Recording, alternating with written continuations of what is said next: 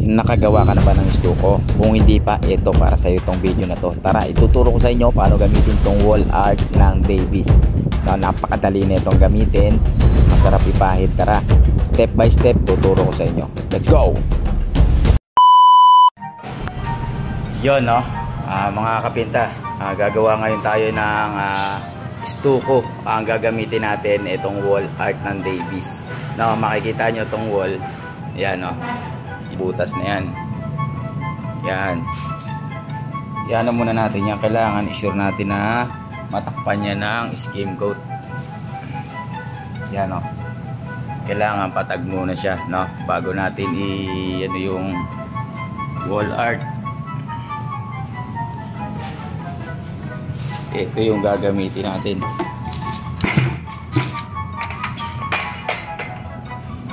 Wall art Industria ng Davies, no? Yan. Ito yung ano niya, liquid A, tapos yung B. Ito powder lang, tapos ito liquid, no? Ititimplahin natin yan mamaya, papakita ko sa inyo, no? Yan yung gagawin natin. Dito kung mapapansin nyo, ginagawa ko, minamasilya ko na siya, no? Gamit ang skim coat.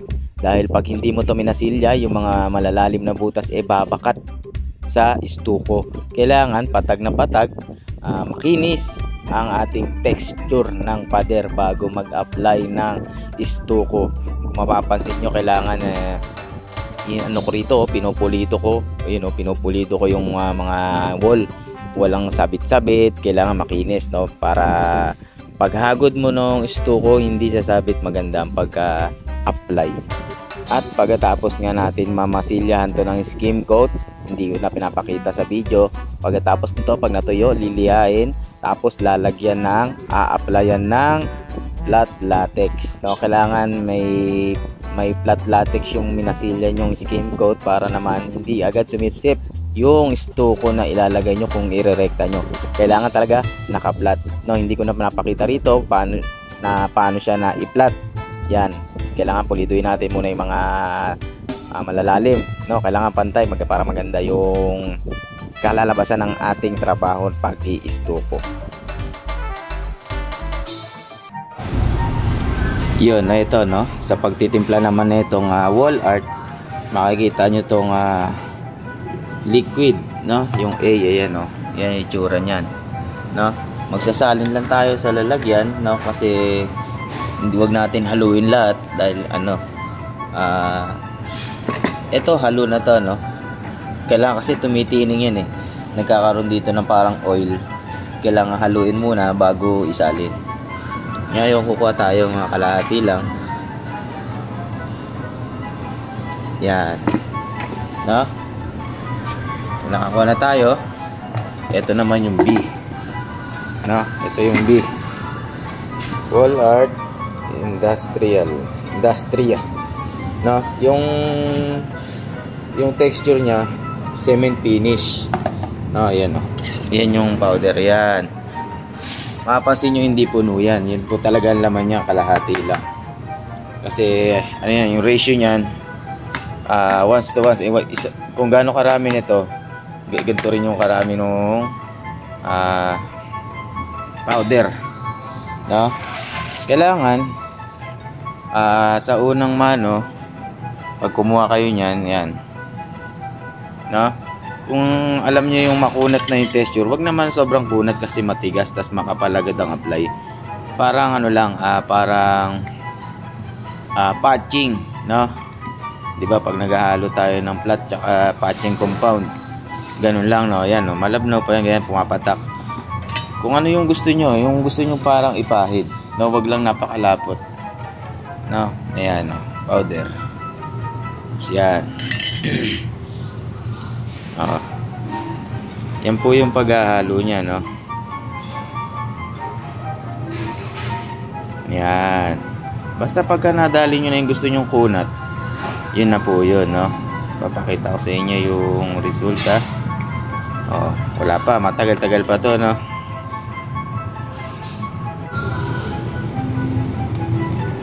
Yan, konti na lang.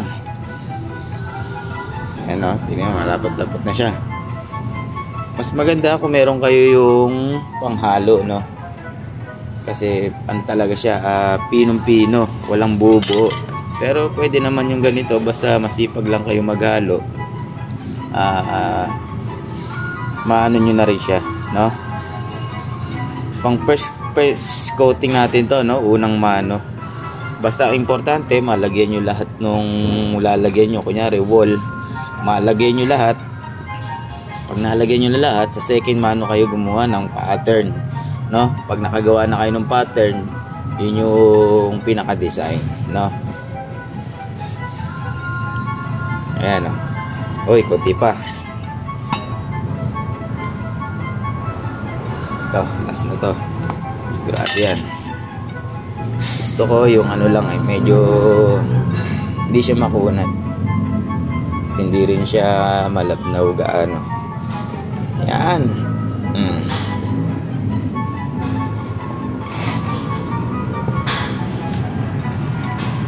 Yan, basta yan o, ganyan lang. Yan, ganyan gusto kong kunat. Yan. No, haluin lang ng haluin para mawala yung bubo. Mas maganda kasi kung may panghalo talaga, no? Yan, pagkatapos nito, i-apply na natin yan. No, ganyan pagtimpla. Dito magsisimula na tayo mag-stuko, no? Kailangan dito sa unang mano, makikita nyo naman manipis lang. Ang importante dito, yung wall malagyan nyo, mabalutan nyo ng first coating ng Davis Industria, no? Kahit pa nung stroke ng hagod, pataas, pababa, pwede dito kasi yan yung style niya.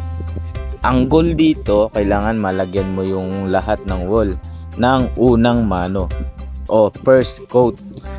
Tapos sa pangalawang coat, doon ka na gagawa ng style ng pag-i-stuko. Sa paghahagod din, dapat walang resalte, no? Yung paghahagod mo, pantay, walang resalte, o magkaroon man ng resalte, konti lang para sa second coat, no, swabe, no, yung walang sasabit o walang sasayad. Dito nga konti na lang, no, malapit na tayong matapos sa ating unang mano o first coat. Sa pag-i-stuko na to, kailangan mo ng tiyaga, no? Sa atin naman katulad sa ating mga pintor, kailangan naman talaga natin ng tiyaga dito. TS, akala nila madali ang pagpipintura. Ang pag-i-stuko naman, hindi naman dito talagang total skill na dapat napakagaling mo. Dahil parang ano to, parang binurara style. Hindi naman na ibig sabihin na binurara, baga hindi mo kailangan ng mas malawak na skill, no? Kasi paano lang to, patayo, pahiga ang mga stroke ng pagmamasilya rito. Kailangan lang pulido yung pagmamasilya mo, no? Kasi pag bihasa ka sa pintura, bihasa ka sa pagbabatak ng mga skim coat, matututunan mo to o ikaw ay matututo dahil wala namang talagang magaling na skill para matutunan itong pag-i-stuko. Dito nga, ganyan lang ginagawa ko, taas, baba, kaliwa, kanan. Yan lang ang style ko kasi natutunan ko rin yan, nakita ko lang din sa mga napapanood ko. Tapos ikaw na rin gagawa ng style na gusto mo, kung anong style ang gagawin mo sa stuko. Pwede rin tong anay finish, no? Kailangan mo ng radelang bakal. Mas maganda kung radelang bakal ang gagamitin mo sa pag-i-stuko dahil mabilis o larguhan ang pagbabatak ng mga stuko. At dito nga malapit na tayong matapos sa ating unang mano o first coat, no? Ang susunod nito, pangalawang mano, doon mo i-apply ang mga style o diskarte o art na gusto mong i-apply sa ating stuko. Yun, tapos na tayo. Napapakita ko sa inyo yung resulta ng pangalawa at pangatlong patong. Ayan, no? Yan, cement finish stuko. Yan, wala pang top coat yan, no? Tatop coatan pa natin yan, no? Hindi madilim yung paligid kaya ganyan yung kulay, kasi may ilaw rito. Yan, no? Tapos lilihain bagya yan, itutok natin yan, no? Tingnan nyo yung texture, ayan, no? texture cement finish. Tapos parang meron siyang mga resalte katulad ng ganyan. Bahagyan liha lang yan, no? Tapos ayan, ita-top coat na natin. Ito yung pan-top coat natin, no? Napili nung may-ari, gusto makintab. No, ito yung pang-top coat natin. No, acrylic emulsion boysen. Yan yung gusto ng may-ari. Gusto makintab. No? Yan lang, mamaya magtatapot tayo. Pagka natapot natin, papakita natin sa inyo kung kung maganda talaga yung resulta. Tara. At dito nga, no, tapos na tayo, no, na-applyan na natin to ng top coat. No, binago nung may-ari, ayaw na nang makintab dahil mas gusto daw niya ang flat finish o matte. Tingnan nyo naman yung resulta ng ating estuko. No? Ito yung restaurant na ginawa natin ng estuko. Wow, di ba? No, kung nagustuhan mo yung ganitong video, sana palambing naman, pa-subscribe naman at pa-like na din. Kung gusto mo mag-comment ka na rin, no? Maraming salamat. Thank you.